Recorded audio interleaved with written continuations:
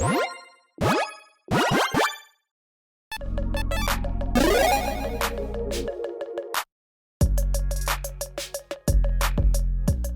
everyone, Mitch coming in for the Commander Score Studio. Welcome to the show. So on today's episode, I'm going to be talking about some exciting, incredibly powerful, brand new awesome combos that we got from Lord of the Rings, Tales of Middle-earth. I always forget like the second part of that. Regardless, first up, a massive thank you to Commander Spellbook for existing. You're a fantastic website that I've actually highlighted on a couple of episodes so far. If you haven't checked it out, make sure you do that. They've got a lot of great tools for you. They even have a tool, I think I highlighted an episode a little while back, where you can just basically dump your entire deck list into their site, and it tells you all the combos that are in your deck, which is absolutely incredible and can really help you out, you know.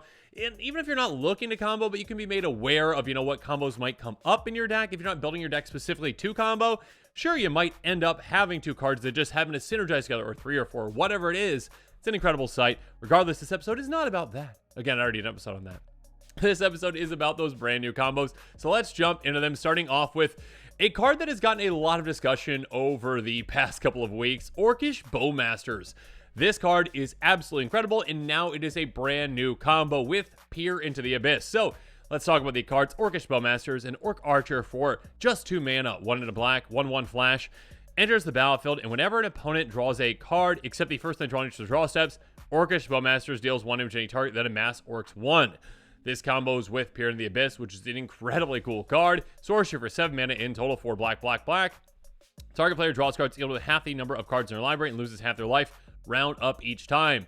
So the combo can be pretty apparent, but let's go through the actual, you know, prerequisites and these steps, which, again, this set is amazing. It lays out everything you need to know, essentially, when it comes to these combos. The prerequisites are, you have Peer into the Abyss in your hand, Orcs Spellmasters on the battlefield, an opponent has a library size which is larger than or equal to their starting life total, and then 7 mana available. These steps are going to be cast it by paying that mana, target an opponent's library, so again, that size requirement. Second one, resolve it, causing an opponent to draw cards equal to half their life, causing them to lose half their life total. Orcs Spellmaster will trigger, again, for each card drawn, because, again, it's not going to be their first one drawn.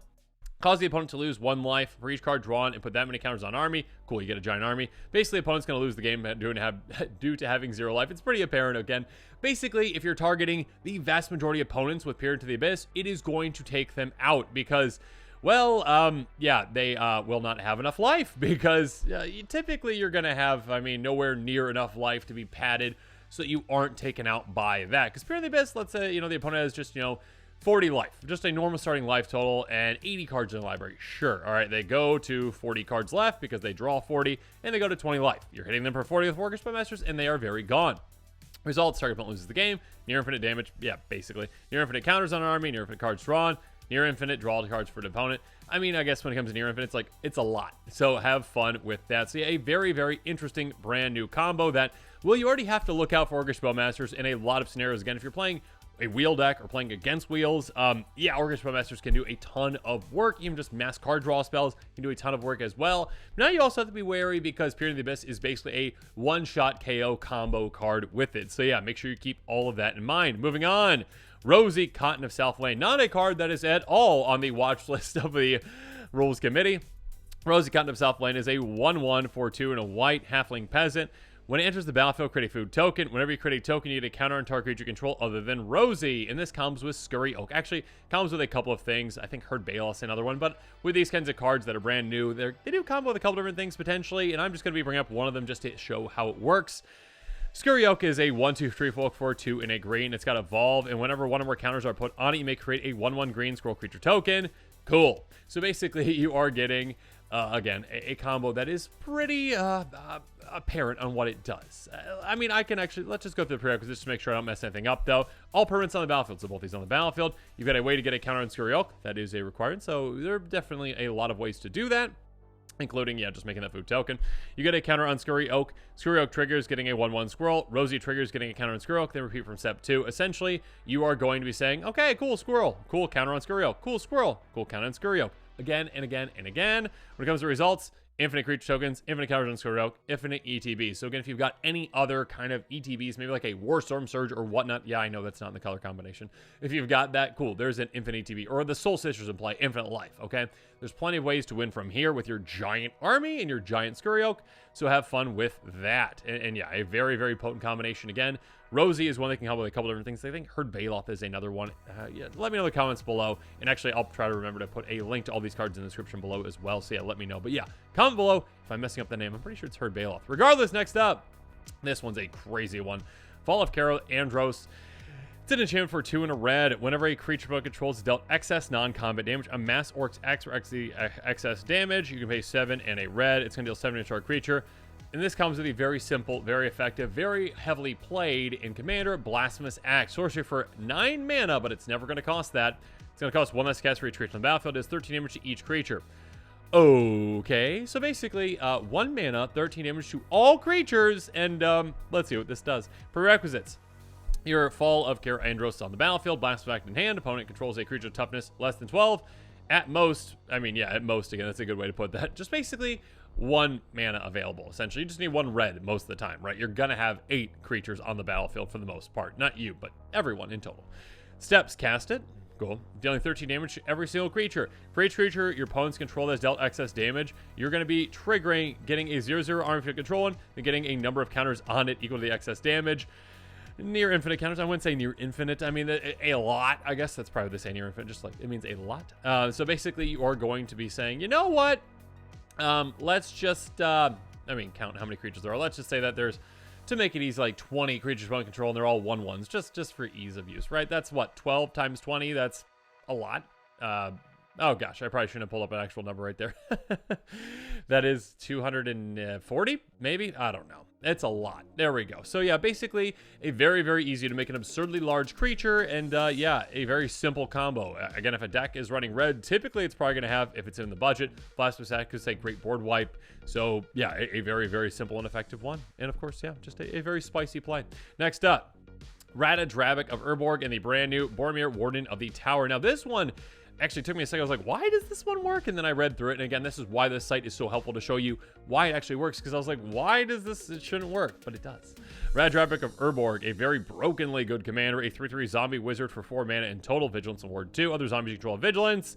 Whenever another legendary creature controlled dies, create tokens, copy that creature, except it's not legendary. It's a 2/2 black zombie, which is other colors and types. Then we've got Bellringer, Warden of the Tower. Another, actually, it could be a commander, but this is probably more so a card than 99 of a lot of decks, including Rad Traffic's. Definitely a great include in that. 3/3 Vigilant for 2 and a white. Whenever opponent casts a spell, if no mana is spent to cast it, counter it. So that's just nice. On top of that, sacrifice Bellringer, creature control gain indestructible out of turn. The ring tempts you. So kind of like a selfless spirit type effect, but also having the ring tempt you, and that ring tempting you is key and crucial for this. So the prerequisites, all permanents on the battlefield. Step 2, activate Bellringer by sacrificing it. When Bellringer dies, Rad Traffic triggers, creating a non-legendary token copy of Bellringer that is a 2/2 zombie to other types. Then you resolve Bellringer's ability from step 1, causing the ring to tempt you, and the Bellringer token to become your ring bearer, thus making it legendary. That, again, is the part where I was like, that doesn't work. Oh, it does. Because, again, the ring tempting you can make something legendary. So your 2/2 zombie Bellringer, again, isn't legendary to start off with, but now it is. So, therefore, cool. You sacrifice it, you get another token copy of it. You sacrifice it, you get another token copy of it. You keep doing it again and again and again, again, repeat. Basically, I mean, it's infinite ETBs, infinite LTBs, infinite death triggers, infinite sacrifice triggers. So if you just have like Zulport Cutthroat in play, you win.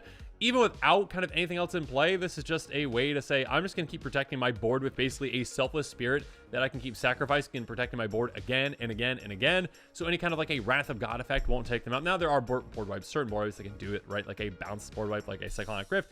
Sure, that can get rid of your stuff still. But yeah, this is a very, very potent, very, very effective combo. And again, one that you are probably most definitely going to be seeing in a Rad Traffic deck because it's just so good with it. And again, a very spicy one. I absolutely love this website being able to show like exactly how this works because again, I was like, why does this work? Oh yeah, the ring. There you go. Next up, got Samwise Gumgy, Cauldron Familiar, and Viserys Seer. Samwise Gumgy is a 2/2 halfling peasant for 2 mana in total, green, white. Whenever another non-token creature's battlefield under control, you create a food token. You sacrifice 3 foods to return a historic card from grave to your hand. Cauldron Familiar says, I don't really care about that part. A 1/1 cat for a black mana enters the battlefield. Each opponent loses 1 life and you gain 1 life. Sacrifice a food, return Cauldron Familiar from your grave to the battlefield. Viserys here, this one can kind of be replaced basically by any actual sacrifice outlet, any free sacrifice outlet, I should say. A 1/1 vampire wizard, sacrifice creature, scry 1. Very effective, very efficient, just 1 mana in total itself. Basically prerequisites, all of these are going to be on the battlefield. You control a food token, which of course you can just get just by having Cauldron Familiar enter the battlefield, or any of these enter the battlefield essentially with Samwise in play. So then you activate Viserys here by sacrificing Cauldron Familiar. You scry 1. Again, that can be any free sacrifice outlet. It doesn't matter what it is. You activate Cauldron Familiar by sacrificing a food, returning from graveyard to the battlefield. When Cauldron Familiar enters the battlefield, it and Samwise triggers. Resolve Cauldron Familiar trigger, causing each opponent to lose 1 life and you gain 1 life. Resolve Samwise trigger, creating a food artifact token. Repeat. Basically, hey, infinitely get your cat back into play. Drain your opponents infinitely. Scry semi-infinitely as well. And when I say infinite, yes, there is a limit to that. It's based on your opponent's life totals, essentially. But still, again, replace Viserys here with any other free sacrifice outlet. If it's like Ashnod's Altar, cool, infinite, colorless mana. Or Phyrexian Altar, infinite, and mana of any color. Results, infinite ETB, LTB, death trigger, sacrifice trigger, life gain, life loss. And yeah, your opponents just lose. So have fun. And infinite scry 1 as well. So yeah, a very potent combo and one that is quite interesting. And luckily, if you're playing against Samwise, Gumgy, playing against that deck, that player cannot use this combo because it is not in the color combination. That being said, if you're in like a food deck, you're playing against a food deck, and that player has access to, these 3 colors, look out, because this can definitely be one that just pops up. Next up, Gilrian, Dundian Protector, and Village Bellringer, a very, very interesting combo. A legendary creature, human noble for 2 and a white, a 2/3, and this one is a combo that can definitely exist in this deck. Pay 2 tap, exile entire creature control, turn that card to the battlefield on its own control. If you don't, at the beginning of the next end step, return that battlefield with a vigilance counter and a lifelink counter on it. Cool, you're not going to be doing that. You're going to be doing it right away because Village Bellringer says, you know what, let's just, let's see what I do when I come into play. A 1/4 Human Scout with Flash that costs 2 and a white, ETBs, untap all creatures you control. A massive ETB. Well, they can be so effective. It's kind of like pseudo-vigilance. Cool. But also, more importantly, with this commander, it's like, hey, infinite mana potential. Because if you've got mana dorks in play, you win. Probably you don't win. You just have infinite mana, which there's plenty of ways to win from there. If you've got enough mana dorks in play, essentially, to make up for 3 mana, you probably just win from there. So, again, all permanents on the battlefield. Galarian doesn't have stunning status. Creature control can tap to produce at least 2. That is how you would do it infinitely, but 3 would give you infinite mana.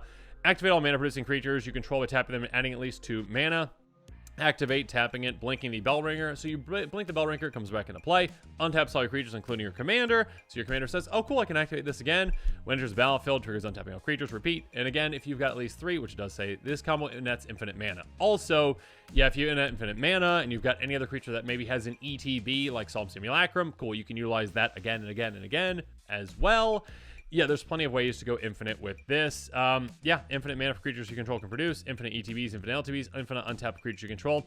And I think I misspoke. That wouldn't work with the Solemn, but it's okay. It's fine. I made a mistake.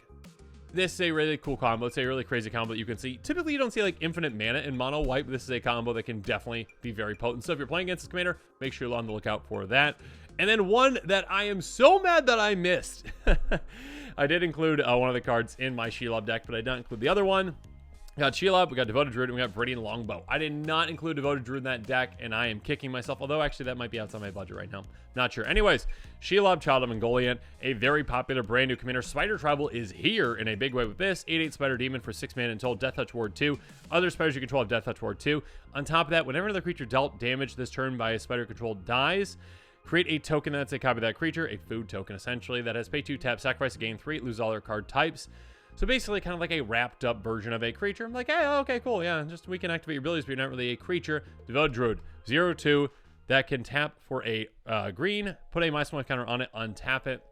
This combos with a good amount of things, but yeah, this is quite spicy with this one. I did not realize this. Viridian Longbow, equipped creature has tap, this creature does 1 damage to any target.